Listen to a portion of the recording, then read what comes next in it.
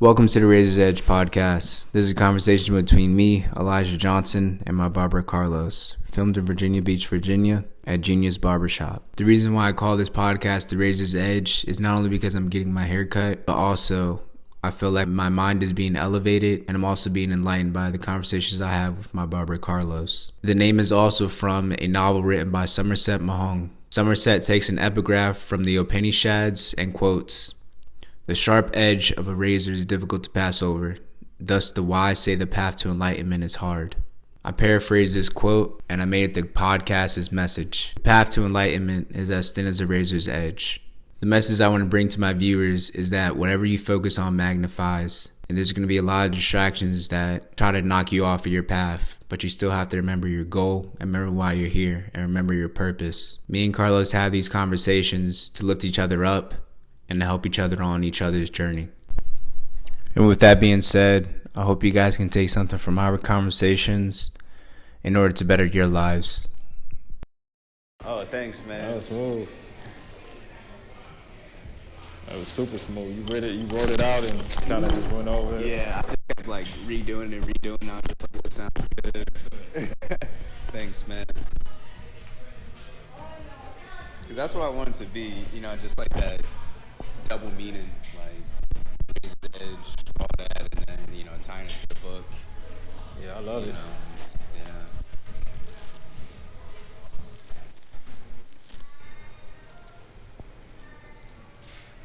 Yeah, they tore his head up.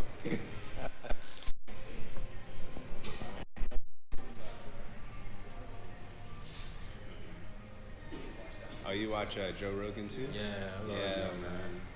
I throw on a little bit of everything. Man, I listen to him like while I'm doing my homework. It's funny. But multitasking, it's weird. Like when I observe myself, and I'm like, I'm doing fucking homework, like studying big stuff, and then I'm listening to him talk about like some, some intellectual stuff as well. And that shit it helps. Yeah. It helps It's a like, whole lot. It's just funny because it's just like, man, my brain is taking in a lot of information right now. While you're working. Yeah, exactly. Like while I'm studying, doing.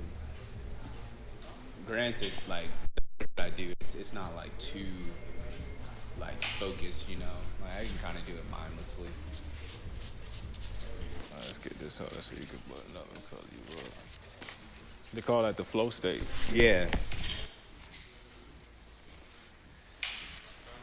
That's what I get in sometimes when I'm cutting hair. Yeah. Mind you, I'm cutting hair, holding conversations. I'm thinking about what's next. I'm also looking around my shop. Yeah. Rearranging things, organizing. So it's amazing what the mind can do. Oh yeah.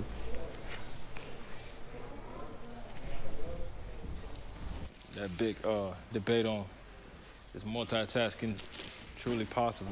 Mm-hmm. Can you truly multitask? Oh yeah. Give two things 100%. Yeah. I don't think you can give it 100%, no, but I think that you can get them done.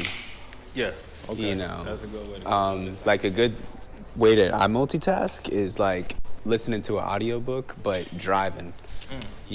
Like that's easily like how I could read a book and do something else at the same time. Like whenever I'm going to like my job or like if I'm driving somewhere, like last week I drove to DC to a photo shoot, 3 hours long, listened to my audiobook. I'm about done with it.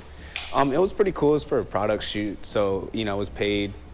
And, I had a good time. I have fun. Like, it's just fun just, like, going there and, like you said, just being in that flow state and just, like, being in your natural state and just, get paid for it.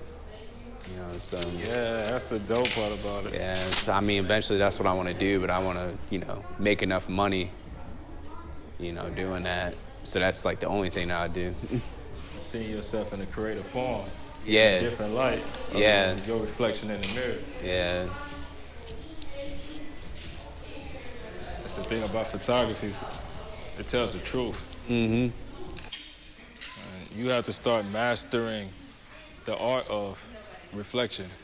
You kind of know what the camera sees. Yeah. So I've noticed, I watched like some of your clips, you're posing and moving in a certain way. You had a guy. Oh, yeah. You had a guy standing behind you. Yeah. With you.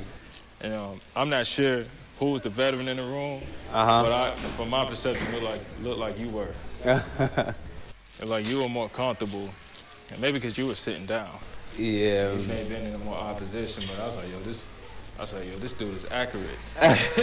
Yo, he's super accurate. It was nice. Yeah, thanks, man. It's nice. I say, that's good work. People always ask me, like, what do you do with posing and, like, how to pose? I'm like, I literally will move and stop.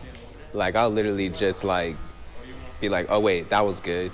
Go back to it. Stop. You know, like, it's... Y'all have a good day. Be safe.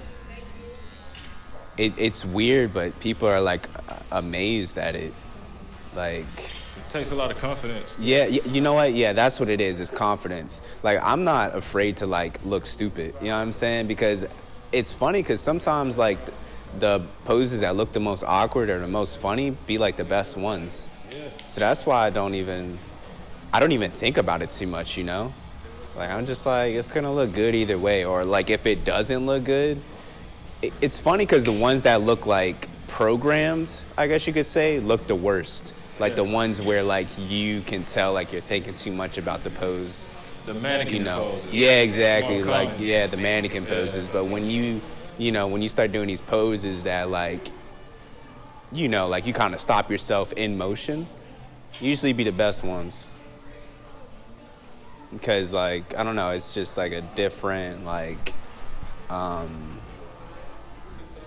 shape or, like, I don't know. Yeah, the way you can move the body. Yeah, exactly. And then your silhouette. I'll just say your silhouette. Yeah, there we go. Silhouette. It's more than just your physical shape. It's what you have on. Yeah. Your garments and also, like, the background, the arrangement of things, lighting. Yeah. Yeah. But everything starts with you. Yeah. It's a lot more flexibility when you're taking live models versus mannequins. Yeah. Everything's in motion. Yeah. What I like to know is what happens to all of the throwaway fouls. All those. Oh man, that dude, he probably takes like, could you take before pictures of this chain? Yeah. Oh, okay, all right. I could do that right now. We get rolling, man. We be rolling. That's My good. bad. Good. Okay, you have your phone. You have your camera. Yeah, I got my phone. We both kind of.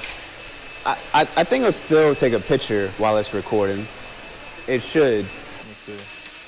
Actually, yo, Jason, can I use your phone? What camera? You gotta stay resourceful. Yeah. There you go. Boom. All right. One thing I do like to do, I take barber pictures. I don't know if it's like showing yet or not, but if you ever like get to like a good spot where it looks good. Yeah, it's just for the camera. I'm using my phone to record the podcast, record the audio.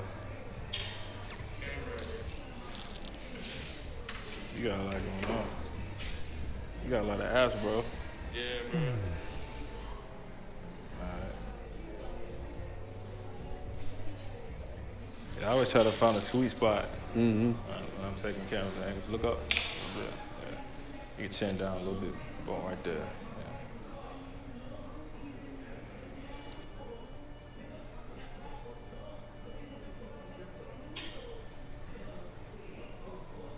When I take my pictures for, like, when I put them online, I'm big on placement. Yeah. I'm real big on it. So I'll take 100 pictures maybe, and you only see one. There you go. Yeah, it's the same thing what you say with the throwaways. Chin up a little bit right there, yeah.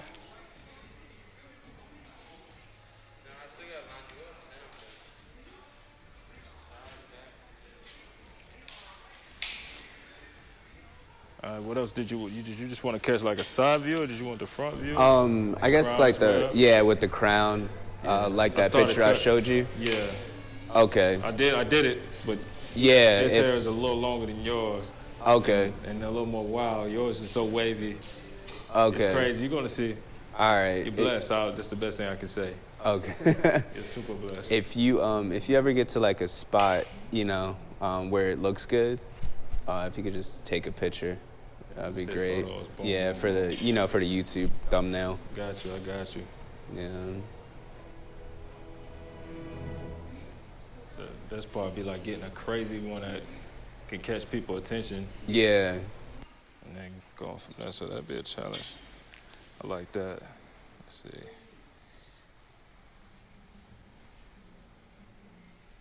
Maybe putting a comb there.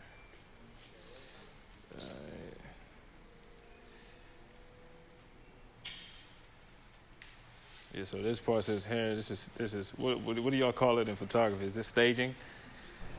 Would you consider like staging, like if you got to put your hair, put your outfit, or put the background in a certain space before you take the picture? Oh, yeah. I mean, I don't know what they call that.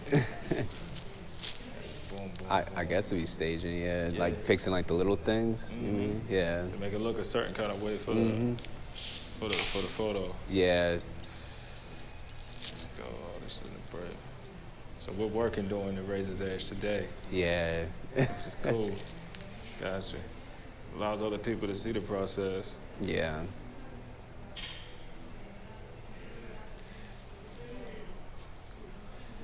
I got that side. It sucks because my camera's on low battery. I don't know what to do about that battery, man. It dies so fast. Yeah, I'm just looking, it's blinking. But how much time do you think you got left on it? Shit, maybe like 10, 20 minutes, maybe. I mean, like the low battery thing, it usually lasts pretty long, but not for too long. Good timing. I'm thinking about a good thumbnail.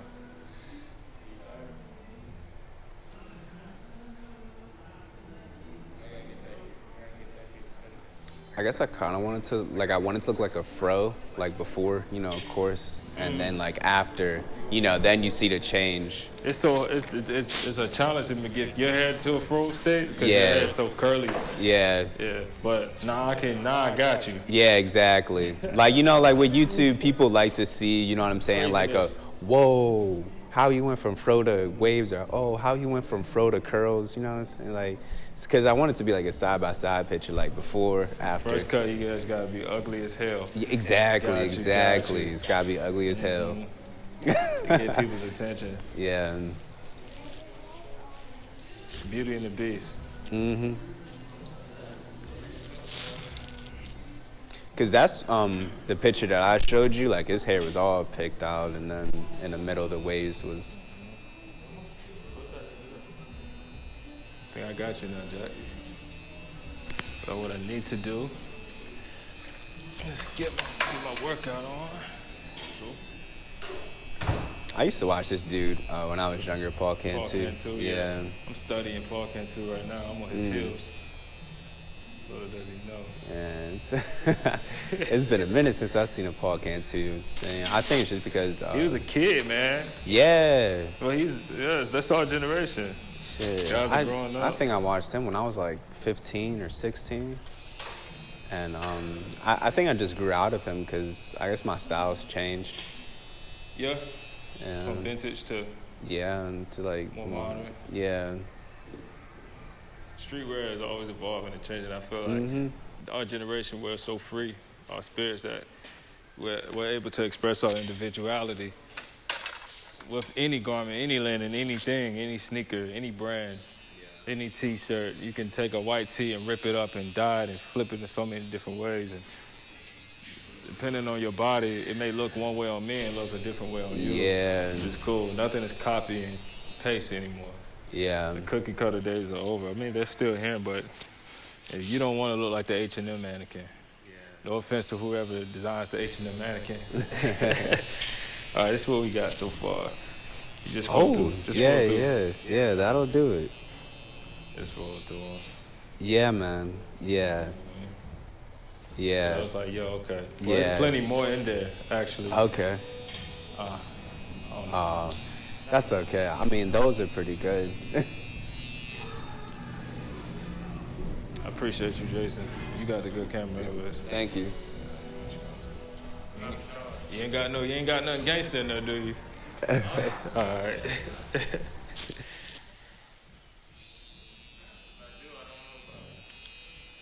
Yeah, that's like one of my signature style.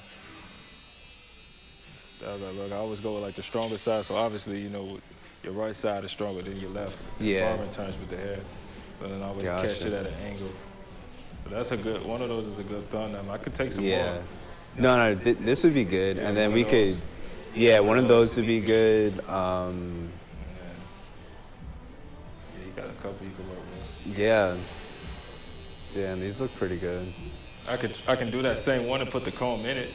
If that catches people's attention more? Because it's I definitely think this will catch people's attention a lot. It's nappy. You want to throw a comb or anything crazy now? Anything like that? Yeah, you know what? Maybe throw a comb in there. Yeah, make it nappy as possible. Yeah. There we go. A pick. Yeah. Put the pick in there. Make it nappy as possible. Yeah. I'm with you on that. It's one thing about creators. Creative people are willing to do the work. The troubleshooting, that process, asking 100 questions. It's tasking, it's a daunting task, but I find fulfillment in it because I don't like shortcutting and halfway doing things. Even when I do halfway do it, I don't feel good afterwards. I feel like crap. Right. Yeah, you want to know, even if it don't work out, at least you did, everything that you could. Yeah. Because, like, if it don't work out and you ain't put 100%, it's going to show. Yeah, exactly. Especially if you're, like, an honest person, they kind of eat at you a little bit.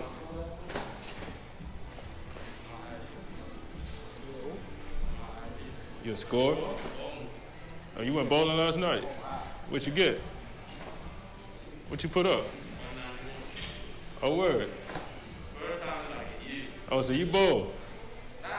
That's it. Yeah, you bowl. You put up 191. I got. That's good. That's all right. That's good. We're gonna have to set that up, JoJo.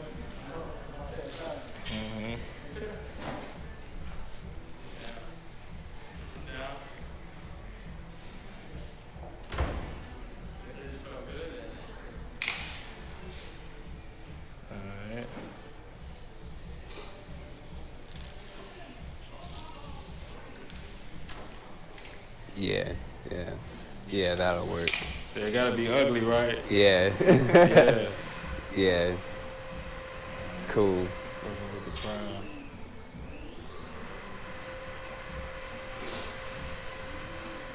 I'm just having stack these up, send them to mid, and I'll send them all to you. Just take a bunch of them, and you just and I'll sort through them.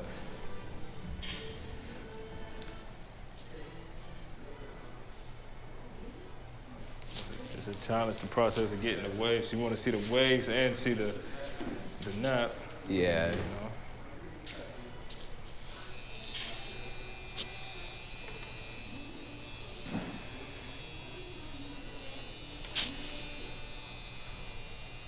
to get that center place out as possible. I'll put you in the game today, though. That's the game plan for this one. Got a little setup with staging. Get this little trick real fast. Work with me. Watch this.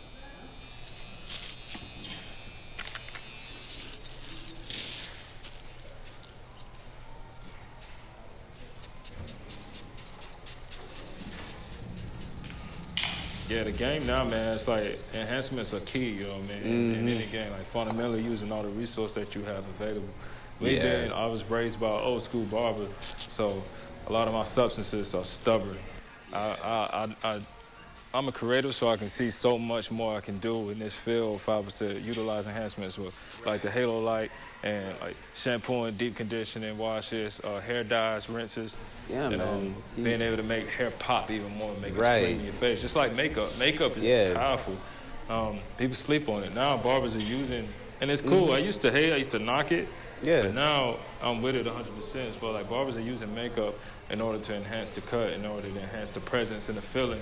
Yeah. And, the key is to make your client feel good.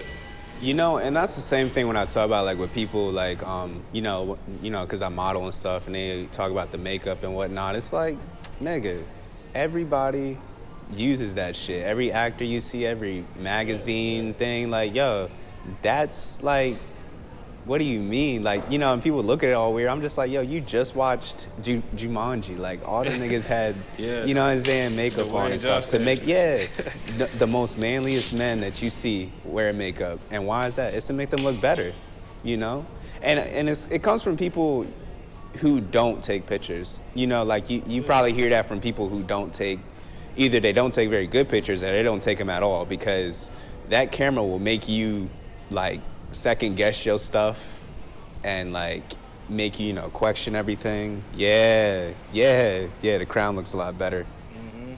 Yeah, Yeah, that looks good. Yeah. Yeah, I got you, bro. Yeah, man, that looks a lot better. Yeah, I could tell. I was like, yo, I was like, I don't like it. So send. I guess you'll have to group them all up when you get a chance. There's no rush. When you get a chance, group them all up. Send them over. I appreciate that, bro. All right, so back to the gritty. What's good? How y'all doing? Y'all back, man. It's good to see y'all. Y'all set up with JoJo, right? Okay. Who cut your hair, man? What happened? We ain't got to talk about it. JoJo should be around here somewhere. What time do y'all got with him? Yeah, we got like 1 to 6, I think. 1 to 6? All right, that's a lot. Yeah, make yourself company. We got an arcade machine that got 2,800 games on it. Yeah. I said we got an arcade machine that got 2,800 games on it, so have at it.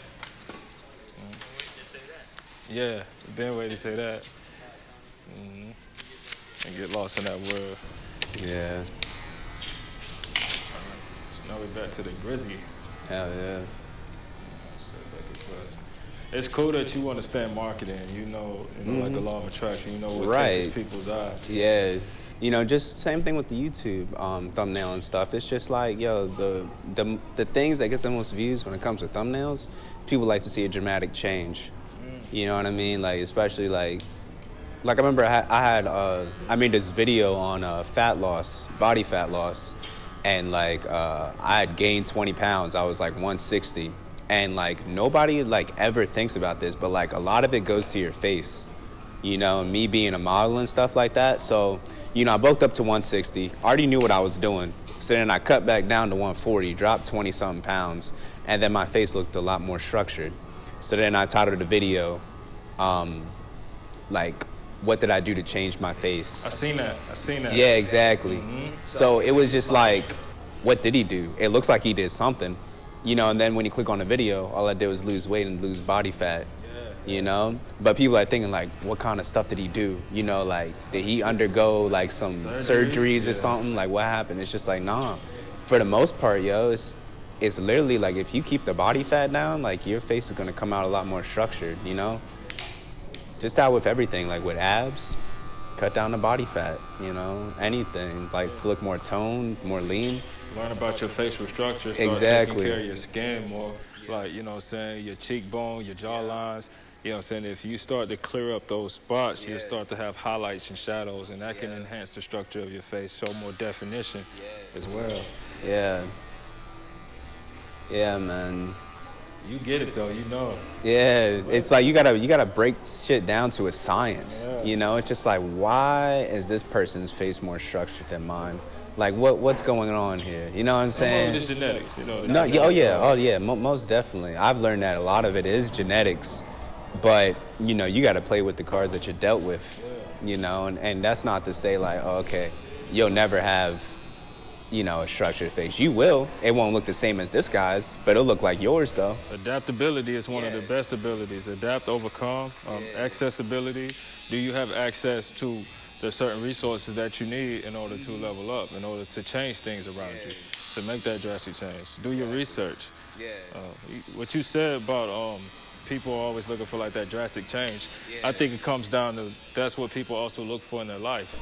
Oh, yeah. They're looking for that drastic change, so you're attracted to what you see. Yeah. And then it's like in the video, it's quick. We're trying to find ways to speed up the process. We want to go the express route. So, hey, man, if I catch this guy's video and I give this video 10 minutes of my time, what took him a year to do, I can probably do in a month. Yeah. And at times that's possible. Just the exchange of knowledge. They don't know how long it took for you to figure out exactly. That code. Your code, that's what you're giving people, the game, Yeah. I just found this quote, too, by Pablo Picasso. And, Pablo Picasso, he became famous, like, in his older years, like, when he became older. And this one lady, he speaks about this story. He says that this one lady came up to him and said, "Oh, Picasso, can you draw me a picture?" And, Picasso took 30 seconds, drew her the most beautiful picture ever. She got it back and was just like, "Oh, my God, it's so amazing. It's so, magnificent. How much do I owe you?" He said, $30,000. She said, "But Picasso, it only took you 30 seconds to make. Why does it cost $30,000? He said, "Ma'am, because it took me 30 years to be able to make that in 30 seconds. Yeah. And that same paper, he was about to throw it in the trash, right? Yeah, I picked up on that insert as well, and that was a great story. You know, I was like, damn, you know, and you gotta respect your value. Yeah, and you gotta respect, like, you're not paying for the 30 seconds that it made for him to make that, but you're paying for the 30 years it took him to learn how to do that. The time. Time is everything. Yeah. Yeah, I caught on that, and I want to say that was in the 48 Laws of Power as well. It was? Yeah. That story? Yeah, that insert has been put in a lot. Oh my gosh. Yeah, that was amazing. I just read it in this book called Think Like a Monk by Jay Shetty. Okay. So it's funny how, like, you know, like, you hear the same like theme or the same story or the same quote in some of these books, you know, in different books you hear it, but it's like, that's gotta mean something though, you know? Like, if you hear it from different sources, it's like, okay, so they're both on to something. Yeah. You know, never devalue yourself. Right. Never shortcut yourself. Yeah. To nobody. Picasso could have threw that paper away. He said, yo, you want this? All right, well, this is what it's going to cost you. Yeah. And you got to be able to stand on that in business. Like, whatever you feel your value is, that's it. Yes, that's it. It's all good. That's what just cuts the audio.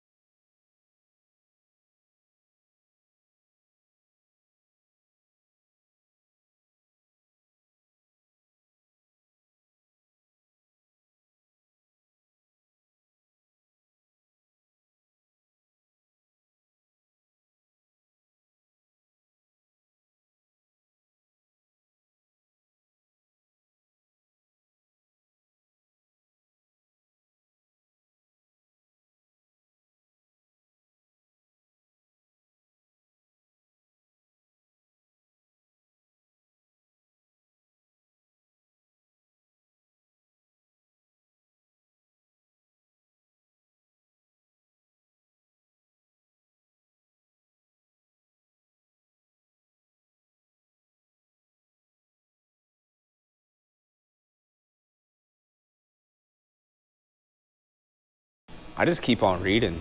Like, I learned, bro, like, books, man, like, no matter what it is, like, it could just expand your mind so much. And I'm just so surprised that, like, a lot of people just don't read, like, on a daily.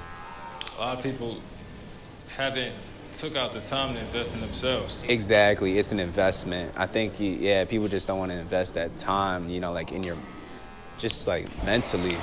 But, like, it makes such a big difference, though.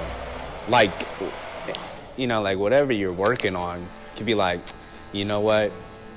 I remember reading this in this book, and, you know, dude felt like he feels the same way I did, and he just pushed through this, or, you know, just something that, like, that can motivate you, like, to keep doing what you're doing. Reading changed my life. Yeah. When I started reading with a purpose. Not reading because I was forced to through school or I was told. Reading with a purpose. Reading things that you want to read and, you know, apply to your life. Exactly, yeah. Reading with a purpose. I like that. I started with Ego is the Enemy and by Ryan Holiday, and that was everything. I was going through this fight with one of my homeboys, a good brother of mine. And it all came down to being an ego versus ego. Right. It was going to be a never-ending war, but when I read that book, I got so much insight and enlightenment from it that the war was over with. Like, we were fighting with each other, and it was unnecessary. Right. It's like, yo, that shit can get in the way, you know what I'm saying? Yeah. And from there, the power that book gave me, I started getting a high off of it. Like, yo, this book gave me this kind of energy. Mm-hmm. Yo, I need to check something out. Then I checked 48 Laws of Power. Then I went into mastery, and then I just Rich Dad, Poor Dad, you know, the basics. Yeah. It just got deeper and deeper. Then I started jumping into, like, rabbit holes, like blogs, podcasts. Those are books in themselves, you know what I mean? Oh, yeah. Think about it. A podcast is definitely like a book. Like, we were just talking about Joe Rogan earlier. Like, man, the people that he speaks to and stuff like that, like, it's just... Different. Yeah, it's different because, it could be just as stimulating just for you to have a conversation in, like, a bar with somebody. Or, like, how, like, we talk whenever, like, I'm getting my hair cut and stuff like that, or wherever, like, having a conversation with somebody, like, you can gain a lot of knowledge, in just that exchange. It's important. Like, right now I'm going through this process, bro. Like, I read. Right now I'm going back through mastery because I want to polish up everything that I got going on. Right. And it's just straight audible. But at the same time, it's like you got to, as you're reading, you have to write your book as well. Right. You know what I'm saying? Because you could take in all the information, but it's about applying it as well. Right. You have to apply it. So it's like, what are you doing with this energy, with these resources that you're retaining in, the stuff that you do retain in, because it's hard to take everything in and actually remember it. That's the only way to fully understand something is to do it. Yes, do whatever it is. So I've learned, like you just say, you get a lot more work done when you're reading or when you're listening to an Audible or a podcast or something like that. Like, for example, everything I've done in the shop for the most part, podcast, Audible. I can imagine what you were listening to when you put that desk together. Right. That desk is dope, bro. Thanks, yo. Together a desk, I'm like, all right, okay. Oh, I'm man. thinking fundamentally, like... Right, nah, it's some, like, geometric bullshit. Like, yeah, it's crazy, yo. That shit took me 3 weeks, but you know what, man? Freaking, I remember showing this jank to my mom and, like, my friends and stuff, and they were like, don't you want to start off with something, like, simple? And I would just, and that's one thing that gets me. I was just like, don't tell me to not do something, or I'm going to do it. Yeah. Like, I'm going to do it if you tell me not to do it. Like... You want me to settle? Yeah, exactly. Like, I'm not doing that. Like, I know what I'm capable of. Be normal. Yeah. You got more pictures of it? Yeah, I wanted to show you. You wouldn't put it online that much, man. Like the little stories are quick. I'm like, oh. Yeah, I made a YouTube video on it, but it didn't get that many views. Oh, I need to go check it out. But this is what my office looked like. Did I tell you I painted my room black too? Damn, you can focus more. Yeah, that's my little vision board right there. That's the desk. Window to your right. That's homey. Yeah. I like that. But yeah, I got the backdrops right there with the lights. So that's what those ropes are right there. Those are like to pull down the backdrops. Yeah, to pull down the backdrops. Nice, man. Yeah. You're doing a good job with that, bro. Thanks. It's a work in progress. I've been doing a lot of work around my house as well. Yeah. Renovating bathrooms, knocked out a wall. Yeah. Our back room more open concept, connecting the kitchen is connected with the back living room now. Oh, dang. It's all open. You doing big things now. Yeah. Well, I had help. I hired help. I definitely hired help. Yeah. I went from doing it myself, knocking up. I'm kicking through the drywall. Yeah. I'm about to break a stud down, and I'm like, you know what? I really feel like this is load bearing. Yeah. It's load bearing. So if I take this out, my roof is gonna fall in. Right. I need to call help. Right. It felt good, You know what? Sometimes you gotta call help though, because it's like you say, you don't want to mess, things up totally. You know what I mean? But yeah, sometimes you do need to call for help. I had to call for help, like when I was doing those hardwood floors. It was just like, man, I can't even find nothing on YouTube like that's going. You know what I'm saying? Because like people just don't go into detail with. A lot of people don't. But yeah, a lot of people don't. Yeah, exactly. They make just how with the YouTube thumbnails and stuff like that. Like when you make a video, you try to make it look as easy as possible, so that it doesn't intimidate people. Yeah. You start talking all technical and, difficult, it turns people off. They're like, you know what, I don't even want to do it. Like if I would have found out, I would have been going through all that headache and problem solving, it would probably turn me off too. Yeah. But the fact that, ignorance is bliss, and the fact that, I was just, I didn't know all that, like what I was gonna, take on, I said, fuck it. And I, did it and just corrected course along the way. Yeah, troubleshooting. Yeah. Troubleshooting is everything, dog. Yeah. You gotta be able to troubleshoot because you're gonna run into trouble. Yeah, exactly. And if you don't know how to find solutions or create solutions, I would say. If you can't create solutions for yourself, you'll always be dependent on others. Right, exactly. And that's what a creative is in a sense. You're able to create solutions. Yeah. You can also create problems for yourself too. Yeah, but the biggest thing being creative, you're resourceful. Yeah. You know, you think of ways to get around them. You know, with what you have, you make the most of it. Facts. It's a gift and a curse, though, man. Because Yeah. once I do a project, I'm no longer satisfied with it. I'm fulfilled with the ideal of it. I'm excited. I'm eager. And then once I start the process of it, like, yo, I published this first project. I don't like it anymore. Right. Because I already see a way. I see everything I did wrong. And then I see, well, I wouldn't even say I see things I did wrong. I already see ways that I can improve. Right. Yeah, that's a better way. Like, you didn't do anything wrong. You did the most that you know, the best you could, you know, in that time. But now you know where to improve at. But yeah, I've kind of like hit like a wall of like creativity with my room, because I'm just like, I know I want a shelf and like I know I want plants, but it's just like, you know, I'm thinking too damn much, you know, and I think that kind of gets in the way. You know, thinking too much and just not doing and just figuring it out.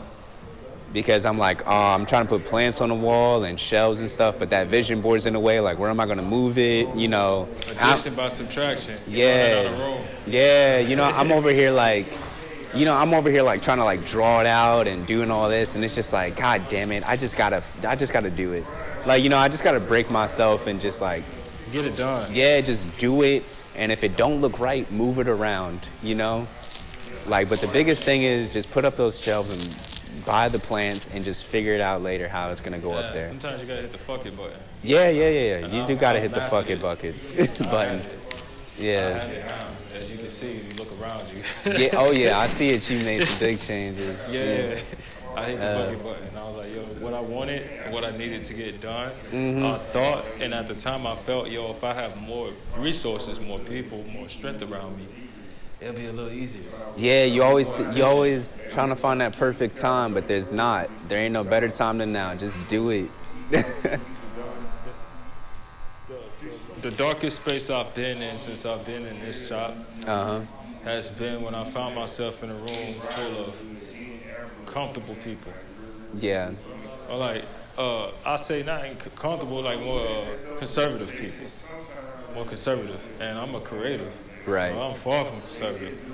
It's like, yo, bro, I'm always thinking of ways to change and evolve and innovate. Yeah, that's a dangerous place to be at when you think that everything's cool, everything's, you know, we're just gonna chill here and just ride it out. Like, nah, man, nah. Like, we gotta keep working every day and keep improving. Like, it doesn't stop, you know? And I'm like, damn, am I tripping? I had to go through a phase, like, am I tripping? Am I just too turned up? Maybe I need to scale back and allow other people to just apply their creative. And I've seen that some people aren't creative in certain lights. Everyone has creative energy in them, but I feel like you're born with it, bro. Yeah, but like we talked about too, is that investment. Some people don't take the time out to invest in themselves, you know, to build on their creativity, to work on their creativity. You know, your creativity is like a muscle, you know? And we, you know, most of the times, I know for me to like boost up my creativity, I gotta boost up my taste. Like, I gotta find new inspiration. I gotta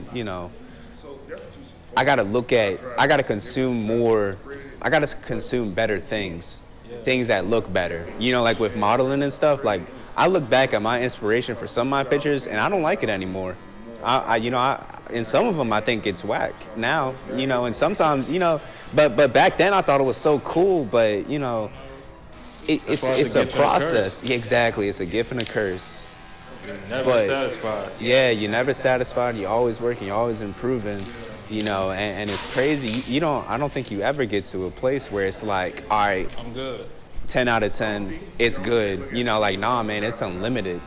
Yeah, I'm good. Nah. It's dead ass unlimited. Like, it's, and that's, you know, but that's the dangerous part about it too, because it's just like, damn. Will I ever be happy? Yeah, like, will I ever be happy? But like, that's where you have to find happiness in the moment, though. Yes. You know, like you find happiness while working on it and stuff. Like, happiness isn't a destination. You already have it.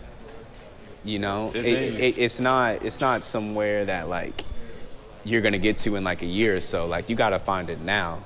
Happiness is the flow state. It's the process. Yeah, it's the process of it. Right. The process of getting it done. Right. You gotta fall in love with the process, and you got to realize what you're gonna get out of it, and you just have to find the happiness in learning and doing. And you have to create a system. You have to create a system. In order to create a system, you need structure. You need a foundation. So you need a workspace. Right. Every creative needs a workspace. Right. So like, if you don't have a workspace, you will forever be scrambled eggs. Exactly. You like let's say like you build yourself an office, but it's like it looks sterile. Like it looks all white. And like it looks, just you got this basic desk that you got from like Walmart or whatever, and like this, like this slow ass computer. You know what I'm saying? Like, you're not doing yourself any good. Yeah. That's why like I took the time to invest and be like, all right, well, I'm shooting YouTube videos. I got paper backdrops. I need to put hardwood floors in here, or okay, I got this desk, but it's kind of small. I need to make a bigger desk.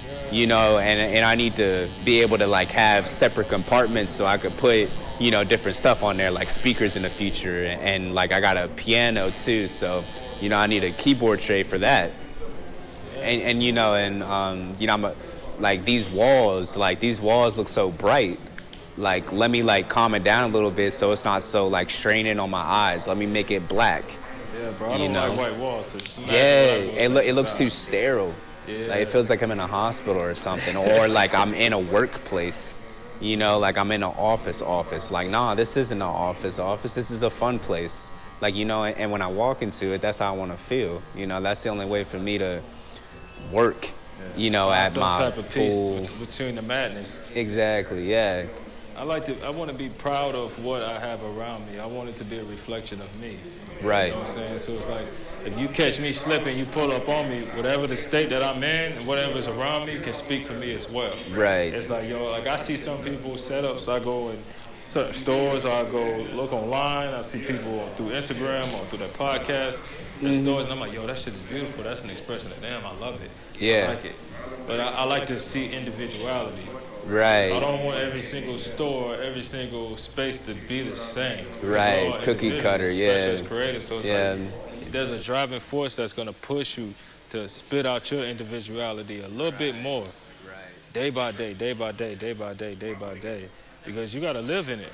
Right. You got to live in it. And when you start to, like for me, having my woman with me, I have a partner, but I have to cope with the reality of everybody's not a creative. Right. So you can't push your creative energy on others and expect for them to just flow with you. Right. So that's why you need your space. Like your office, that shit is awesome. I have an office, and it does not look like yours.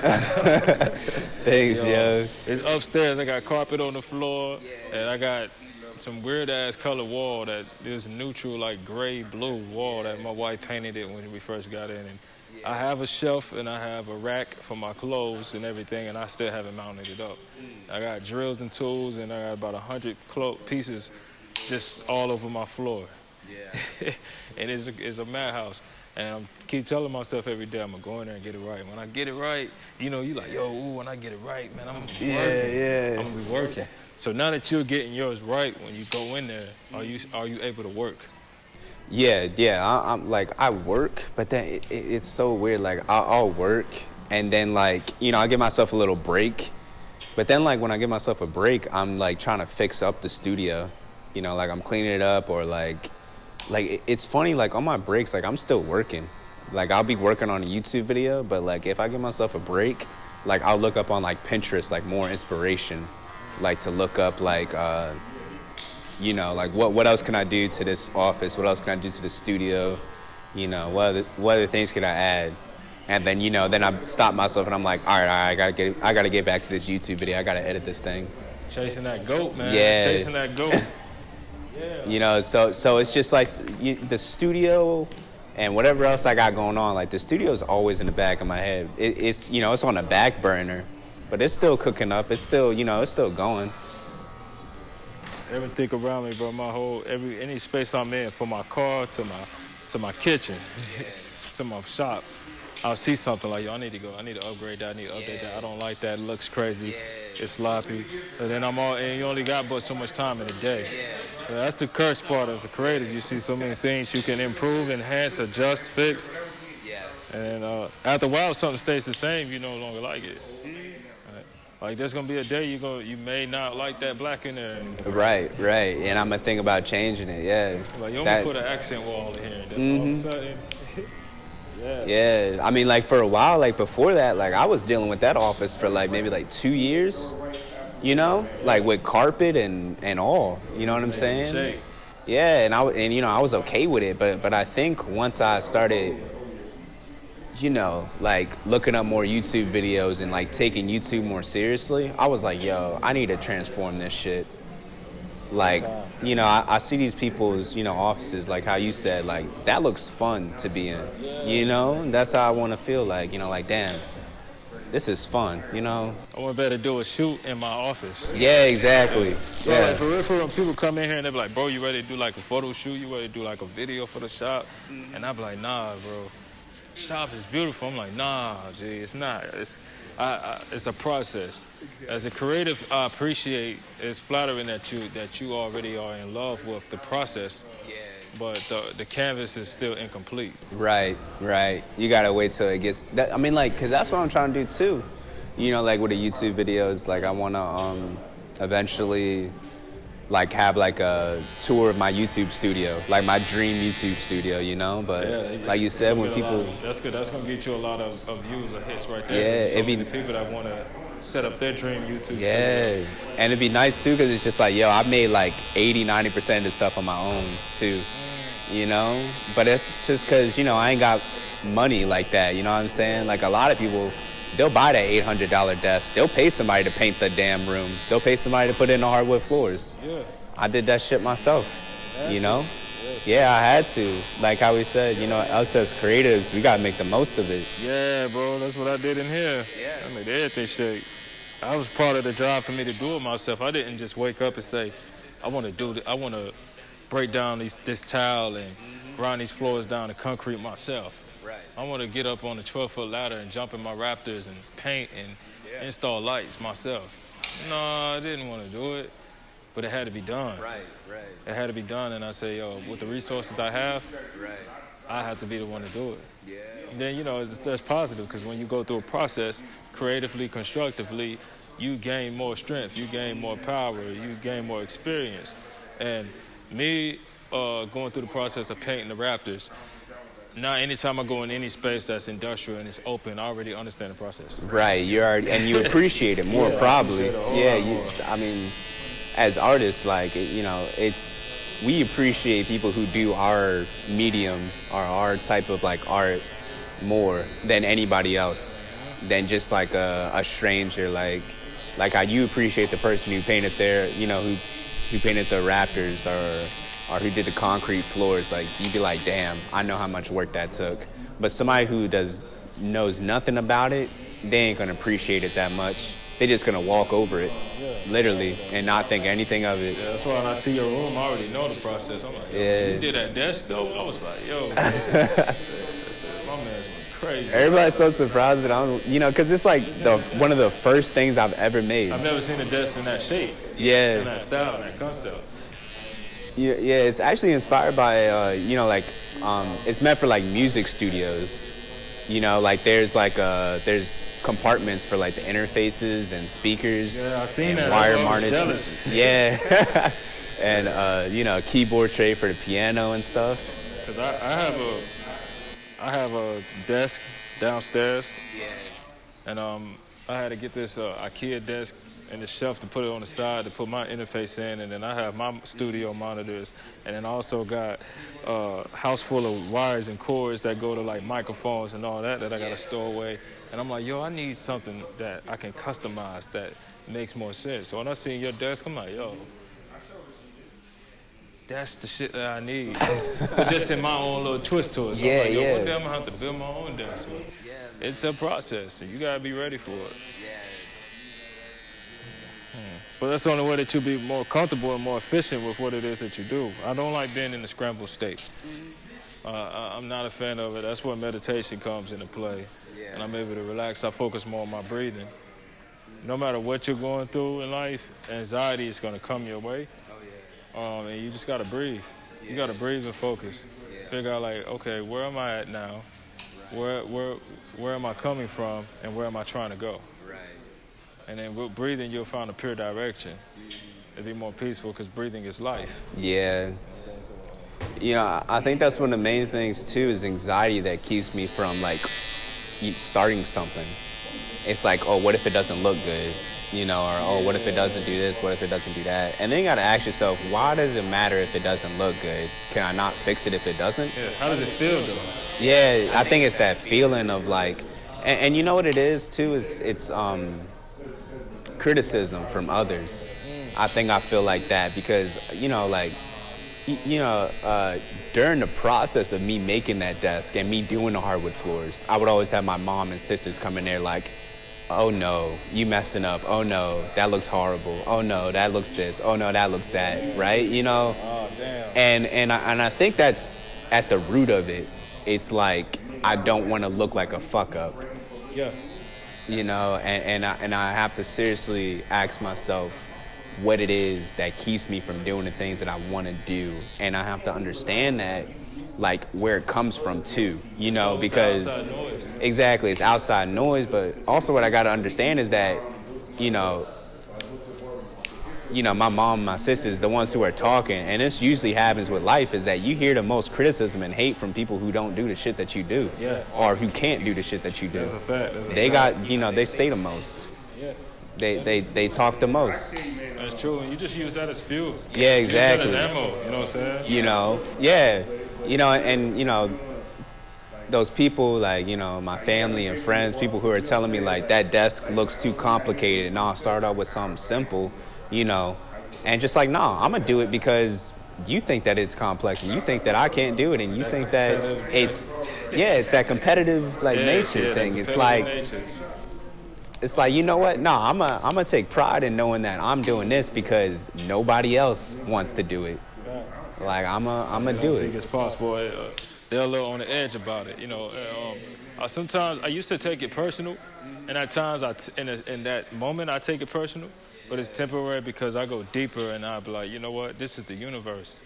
This is energy from the universe conveying through my wife, or conveying through my homeboy, or conveying through this random guy that just walked by my shop and was like, what the hell is he doing? This looks crazy. Right. I'm like, they didn't plan on coming through here and criticizing my project or my process, and they don't even see what I see. They don't see the end game. They see the process. Right. The process is normally ugly on the outside looking in, but to It's the person always that's- gonna look ugly before it looks beautiful. Yes. Yeah. But the creator, or the one that the driving force of it, sees the beauty in it. Yeah. And that's what matters most. So you need that critique, because if I'm doing something and I'm like, if somebody's like, yo, that looks good, bro, you look good, you look good, I may get too high. Right. I may get too high, and the ego's gonna come into place, and I get too comfortable, and then my confidence is out the window to where now I'm not even pushing to do more. I'm not pushing to do better, because it's like, it's good, that looks good, bro. Like, when people walk in here now and they say, yo, your shop looks good, this is beautiful, this is the best shop I've ever been in. Sometimes I'm like, all right, let me relax then. Maybe I don't need to fix this. Yeah. You know, and it gets to that point too with my family. It's like, all right, they saying that this looks bad. All right, I'm gonna fix it up. I'm gonna make them, you know, change their mind. You know what I'm saying? You know, they'll be like, oh no, I don't, you know, or whatever. You know, I'll be like, all right, what can I do to make it look better? You know, type thing. Like how you said, like, don't look at it as a bad thing, but like sort of, you know, use it as fuel and be like, all right, well, how can I change their mind? That's the universe working, because as a creative, and you pushing that energy out to the world, that means you're seeking to grow. All right, the universe gonna bless you. Right. It's gonna bless you with some constructive criticism. Right. Yes, constructive criticism. It's gonna bless you with that. Yeah. That's that motivating force, because you may be tired, you may be burnt out. Right. And then as a creator, you may not be tired or burnt out, but you may be bored with this process now. So we need to put some fuel on the fire. Right. All right, let's talk shit to this nigga. Yeah. Because he knows that shit will, like, it'll get to me. Yes, he gonna make or break you. Yeah. Yeah, fight or flight. Which It's one like, you all want? right, how bad do you want it? You know what I'm saying? Like, do you really want it to look good? All right, well, I'm gonna tell you what looks bad. Like, you know, like this looks like shit. Like, nah, like, you need to put a third coat on that wall. Yeah.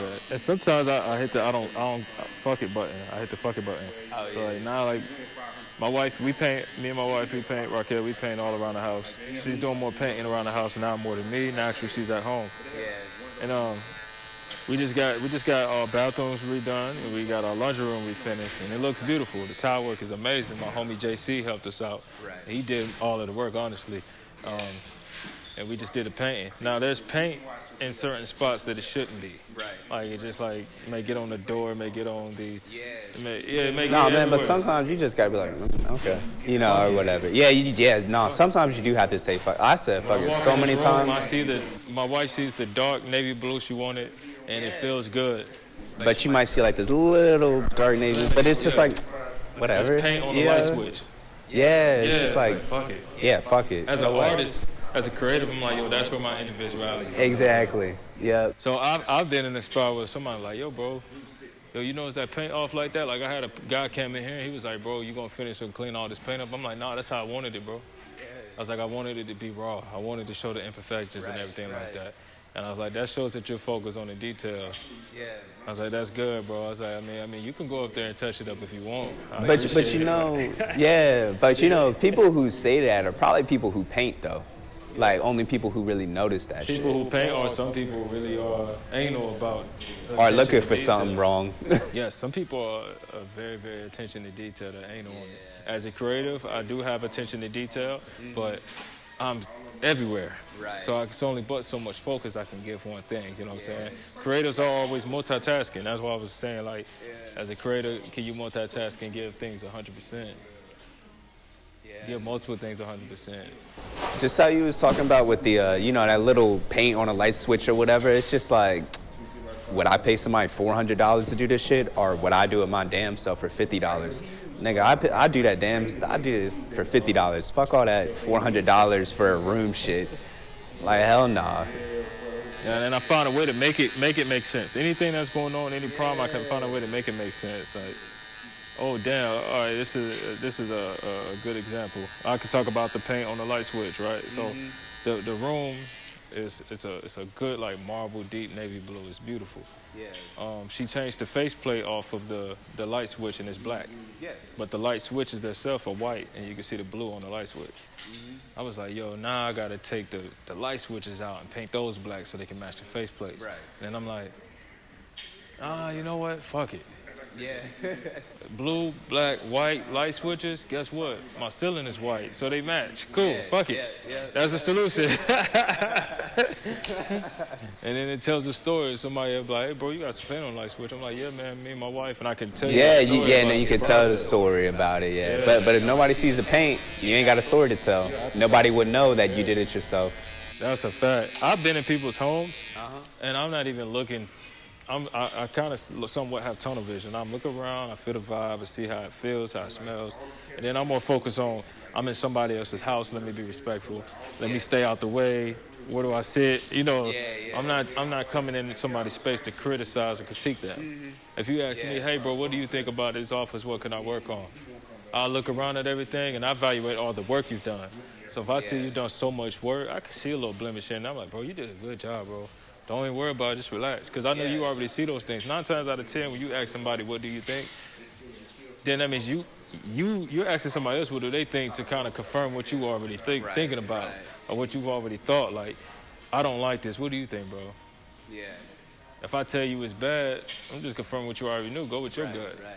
If I tell you it's good, you're not going to be happy because I'm not telling you the truth. Right. Like, you yourself know, like how you said, like your gut already knows, this is a little off. But let me make sure. Yeah. So I find myself in a space where I don't give anybody critique when it's unnecessary, unless it's constructive. And as creator to creator, I know this is what you want, and we being straight up honest, and I can help you with this process. But I only feel comfortable giving somebody constructive criticism on something that I've already done. Right. So like if you ask me about a picture that you took, your shit is dope. So I'm gonna be like, bro, this shit is fly. I don't know, man. I don't know. This shit is good. Maybe you should have wore green instead of red. I don't know. But if you go and you ask another model or photographer what they think, they'll be able to give it to you from a valid point.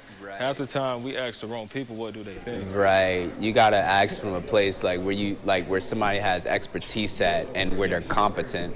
You know, yeah. It definitely matters where it comes from. Yeah, I had a friend come through my shop. Yeah. And as I was taking all this out, they were criticizing every piece. They was like, yeah, man, I'm glad you're getting this out of here because this is ugly, this is ugly, this is whack, this is whack, this is whack. And then I stepped back and I looked at them and I'm looking at how they dress. Right. And then I'm also like, you know, you're not really the best person when it comes to like fashion and styling, and you don't really know about vintage, so I can't really take your opinion for granted. It's like it's coming from a small space, and this is a big world with vintage. So if that came from a vintage person, then I'm like, oh yeah, well this is trash. I don't need this in here anymore. Yeah. So it's like you got to know who to listen to and who to tune out. Yeah, I definitely think you got to listen to people who are like better at you, like better. Or right there with you. Yeah. But definitely who have that expertise and who are competent in that field. And that's where it comes to connecting with people in the same field as you and being friends with your competitors. Right. And a lot of times it's awkward. It's very difficult to have a genuine relationship with other creators in your field. Because creativity is unlimited. So me being a barber, there may be another barber that's not in my shop. I'm like, hey, bro, what you think about my work? I can't even really ask him that. Because he may not feel comfortable criticizing my work because he don't know how I'm going to take it. Right. You know what I'm saying? We probably can't even be friends because I don't know if he hating on me or if I'm hating on him. Yeah. It's awkward, so we just act like we don't even speak about nothing for real. We don't even try to help each other. And that's going to keep you down. In the photography world, I can only imagine how people are when it comes to like stealing, or not even stealing, but like somebody's work looking similar to yours or whatever. But you know, compliment who first? Yeah, but you know what's funny though is you remember me telling you about the redwood trees and like how like the 400. Yeah. Do you know what's funny though? What I just learned last week again from another book, and it's funny how like how I talk about like how like themes like appear in other books, but even though like some redwood trees are taller than others, they actually intertwine their roots with the weaker ones to help them grow, which is funny. Like yeah, like why are we not like that as humans? But even though like, you know, redwood trees are taller than the other trees, and you know, eventually if they don't get that tall, they'll die. They actually help each other out by intertwining their roots. Since they need with each other. The weaker ones, yeah, exactly, and they help out each other. The higher ones wouldn't exist without the smaller ones. Yeah. It's a deeper way to think about things. Yeah, you're only strong enough to help out others. That's a good. I need to read up on those redwood trees, bro. You don't tell me about these things twice. Them redwood trees are crazy.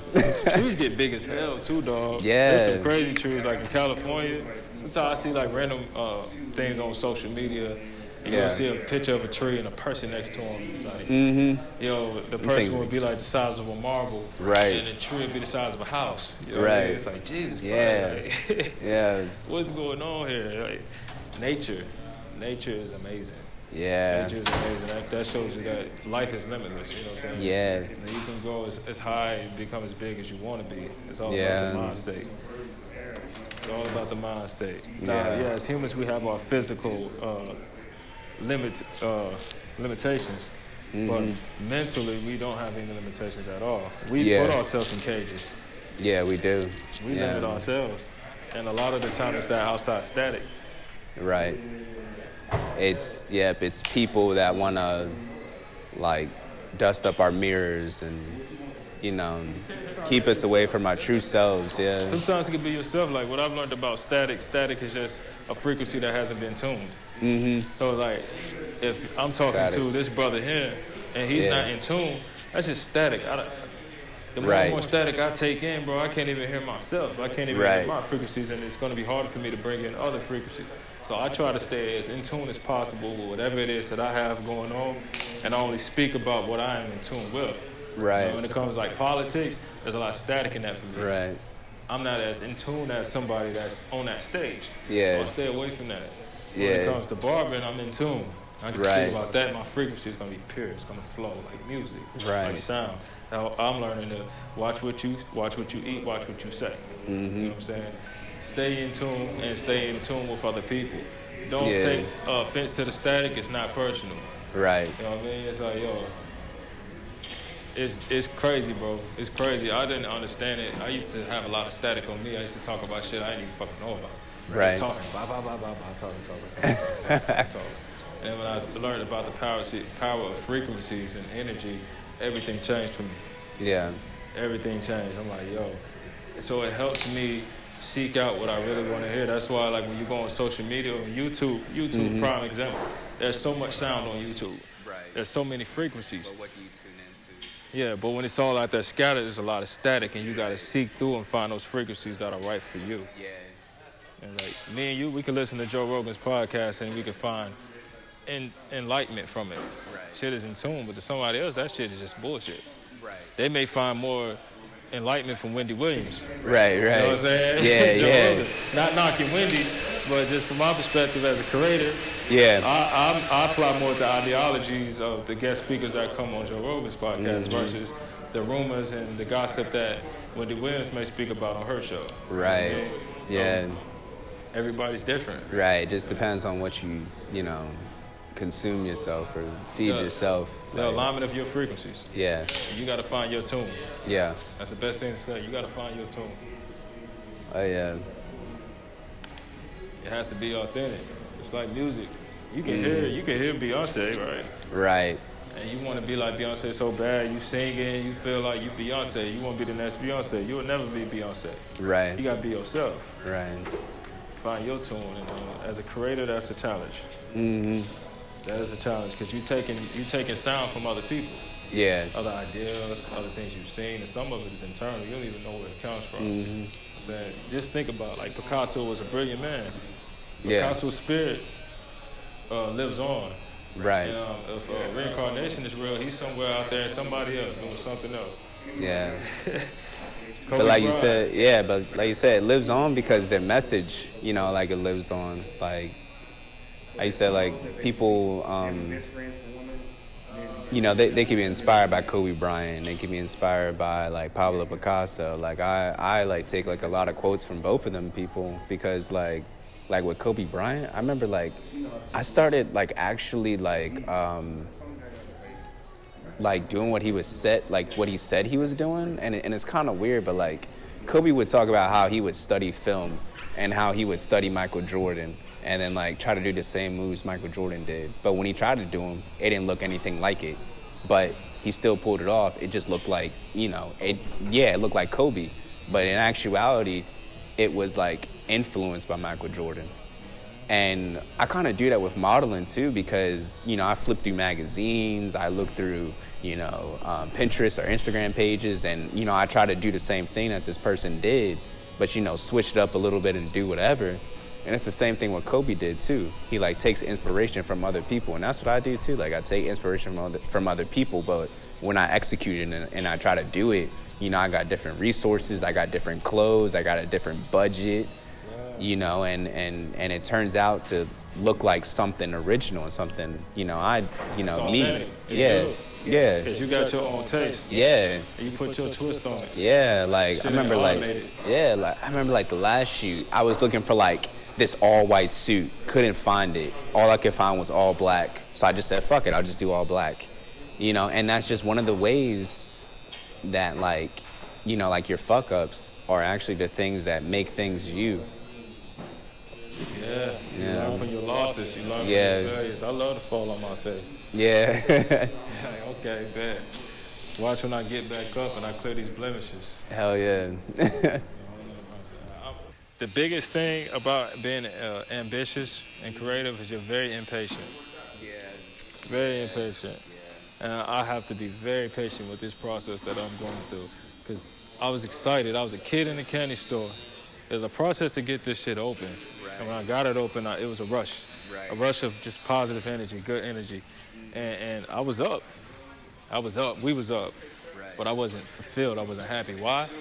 Because I shortcutted the process. I didn't do it myself. I allowed other people to come in and do it with me, which was beautiful. That's abundance. But at the same token, as a creative, my vision was supposed to be me doing it. I was the catalyst. Right. You know, I was touching everything. I was involved in every step along the way. That's how I saw it. Yeah. And that's not how it happened. That's not what I wanted. So even though it looked good, it may have felt good to others, it didn't feel good to me. Right. So I had to wash my hands with it. And I have to start the process from zero, from one to whatever, you know what I mean, and do it on my own. So for me, like with this retail, I could take one shirt and I put that one shirt in here and be proud of it. Yeah. Flip that and turn that to 10 shirts and just keep going and keep going and keep going. And instead of trying to look like something in a year, let me become who I'm supposed to be in 5 years. Yeah, keep it organic. Everybody, like you said, everybody wants a quick process. They want to shortcut it. They want to be more efficient. But then that means you don't have a solid foundation. Yeah, you don't have a solid foundation, man. That shit's going to fold. Right.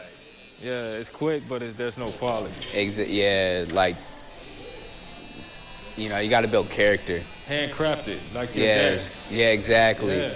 It's just like, if somebody was to make this shit, you know, like, for me, like, how would I have the confidence to make anything else? Or how would I ever, you know, like, it made me build character and it made me build confidence. Even though, like, you know, I was going through, like, troubleshooting and headaches and stuff like that, but I built character and now I have more confidence. And, you know, in the beginning when people were like, you know, shouldn't you start with something simple? I don't know if you can do this, you know, yada, yada, yada. Now I know I can do this and now I have the confidence, you know, like, to do anything, basically. Like, there is no, it's too complicated for me, you know? There is no more of that. It's just a process. Yeah, it's just a process. How many tools do I have? Mm-hmm. And how many more do I need? How many more resources do I need? And I just go from there.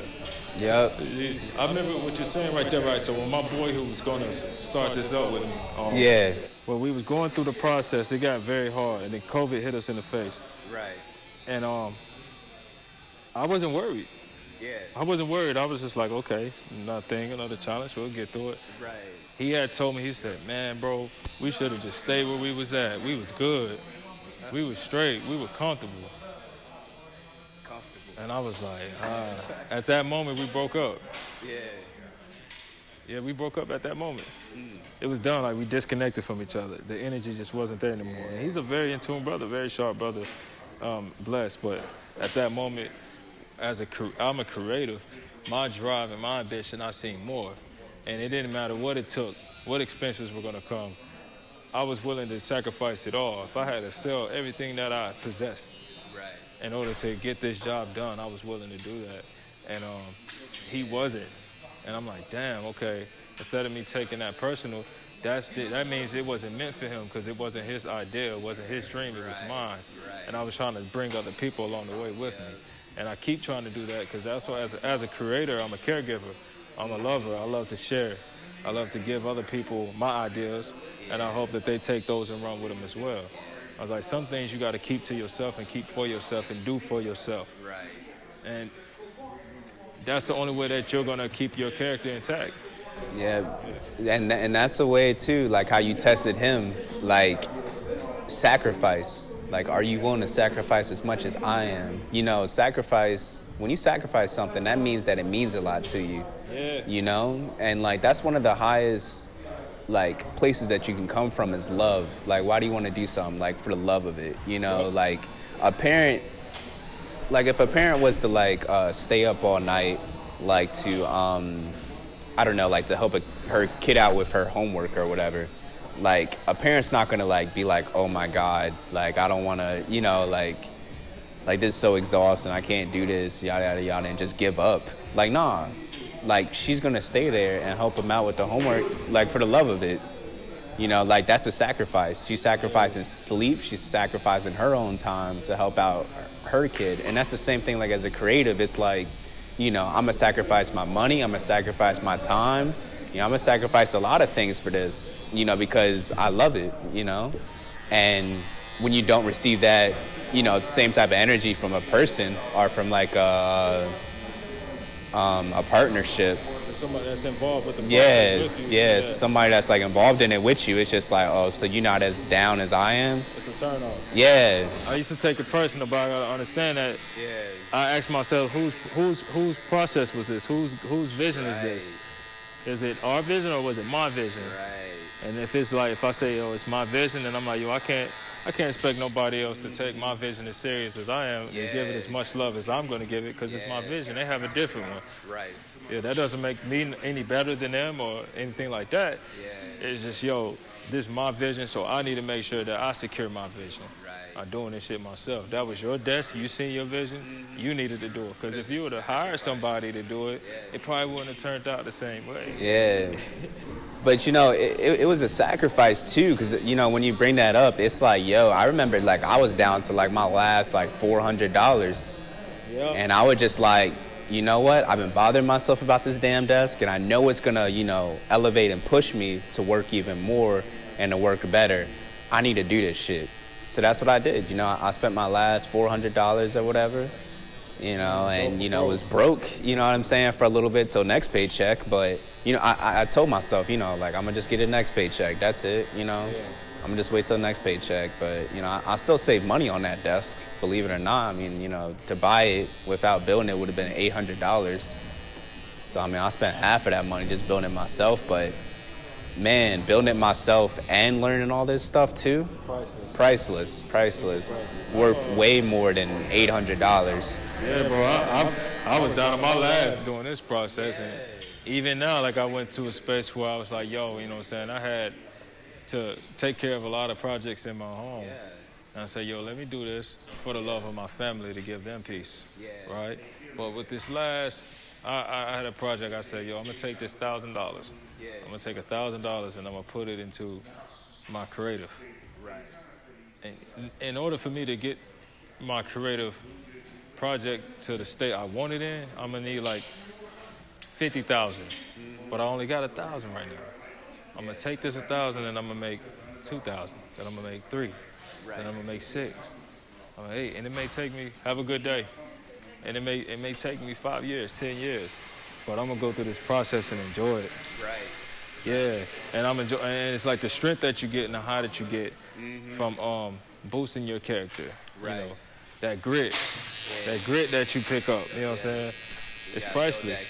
Yeah, people don't understand it until they go through it. Yeah, and that's why, like, some people, like, when they start a YouTube channel, like, they think, like, they'll just blow up. Like, man, if you just blow up, you're not going to learn anything. And, like, if you do blow up, you're not going to learn how to maintain it either. Maintenance. Maintenance. You're not going to learn how to maintain it. Like, yeah, my route might be slower than others, but what I do know is that I am wringing this shit out. Like, I am, like, learning every little thing I need to learn about it, just in case if, let's say, it does all fall apart.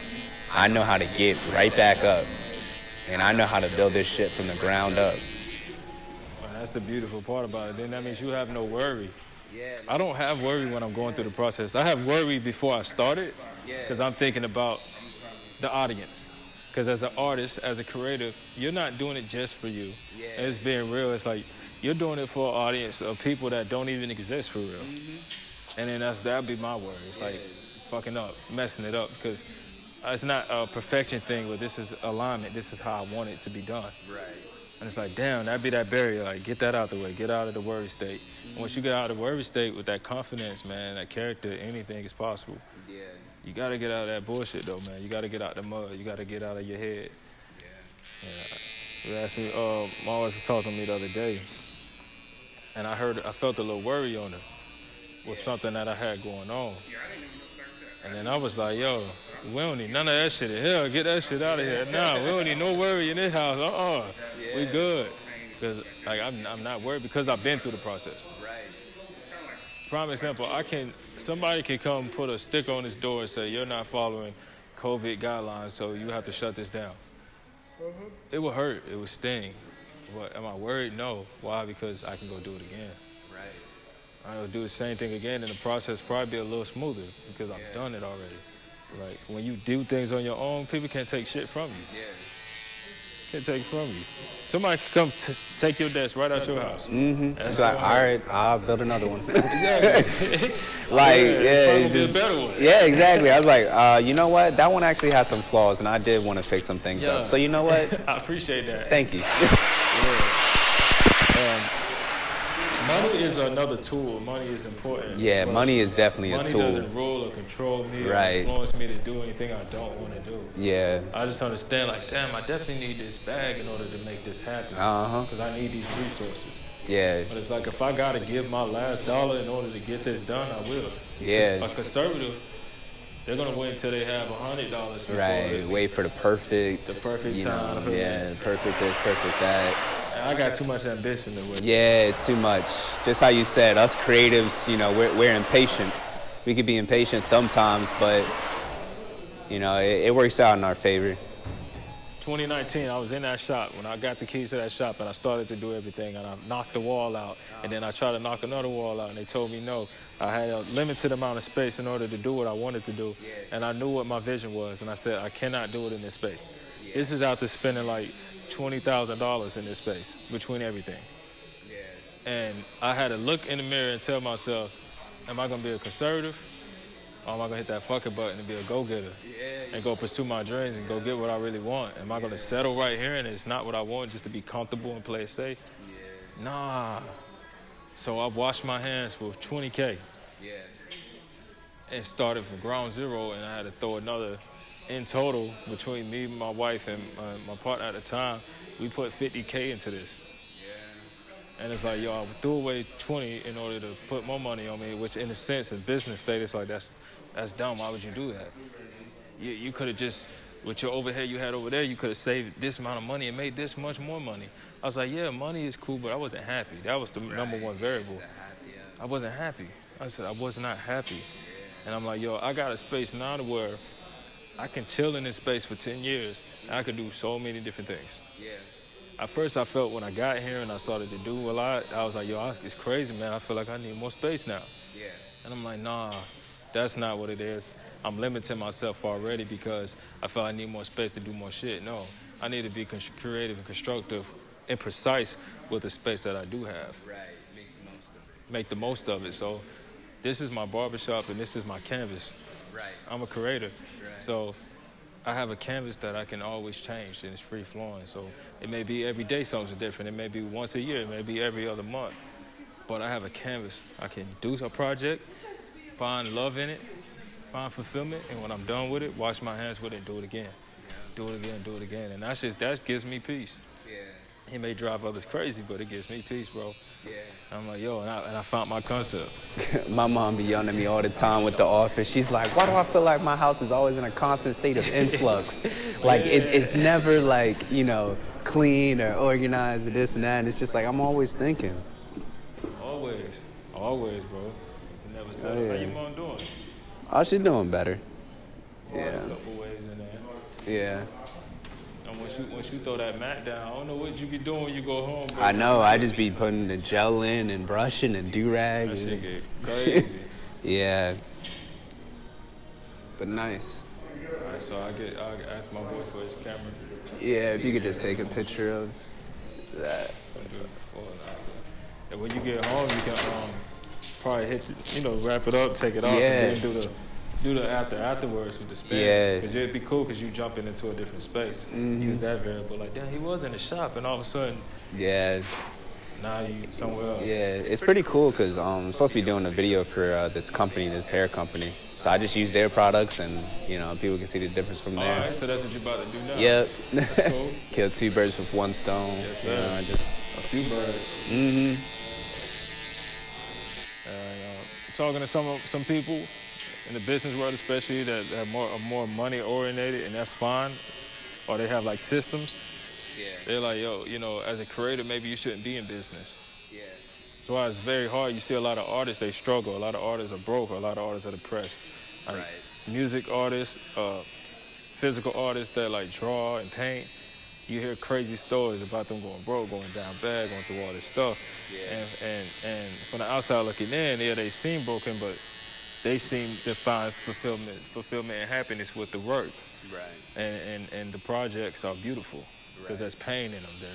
There's passion. You can see the heart. You can see the love. You can see the emotion in the projects. Yeah. So, the first project that we did when it came in here, that vintage project was cool, but there was no pain in it. Right.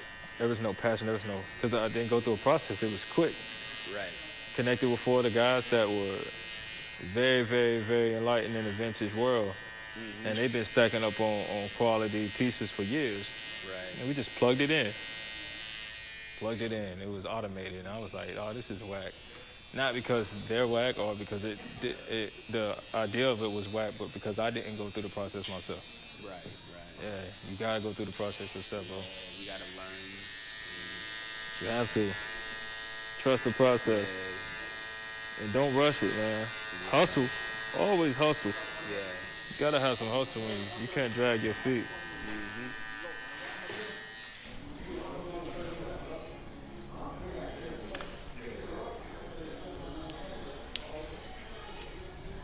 You can do that.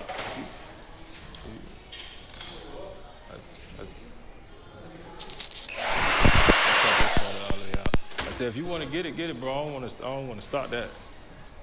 I said, if you want to get it. I don't want to never stop that. That's number one. Okay. I mean, it's on you. Yeah. Bet. All right, I got you. All right.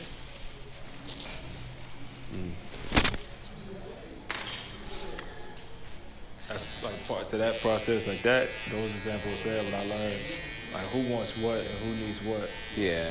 I was like, cool. It's good. Like, yo, I can get this money, but I need my haircut. I need to feel good. Yeah. All right, bro. All right, I got you. You know what I'm saying? Like, that way. I never want to be in the way. Yeah. But at the same time, you gotta be able to get it, bro. Yeah. I don't wait looking homeless for a minute in order to get shit done. But cleaning yourself up does give you some confidence.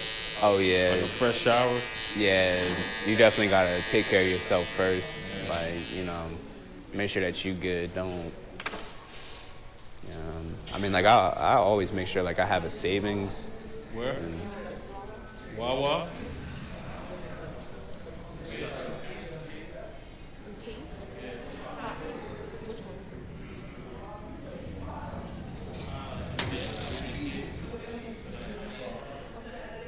I can't think of nothing off the dribble. Appreciate it.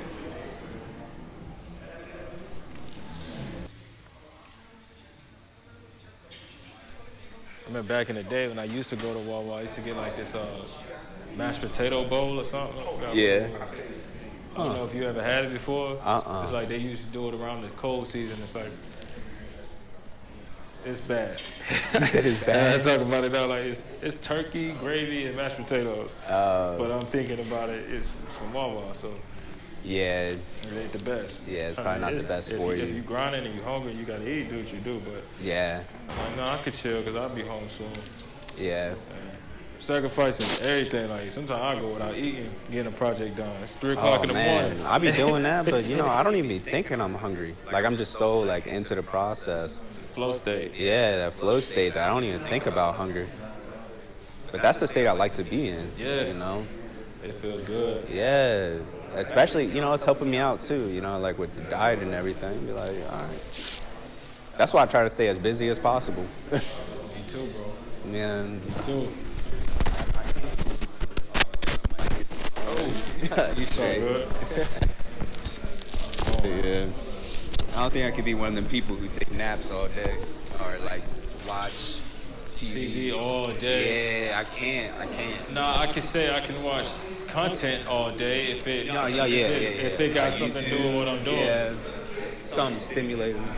Like this, I watch this shit all day. Yeah. And I'm not even looking at, I don't care about the clothes for real. I'm looking at the structure and setup of the shop, and I'm watching. Right, for your own. Damn, it's like 20 people in there. Take care. It's 20 people in there, and I'm watching how they flow in that space. Yeah. And I learn from that. Yeah. Raises Edge. It's another episode.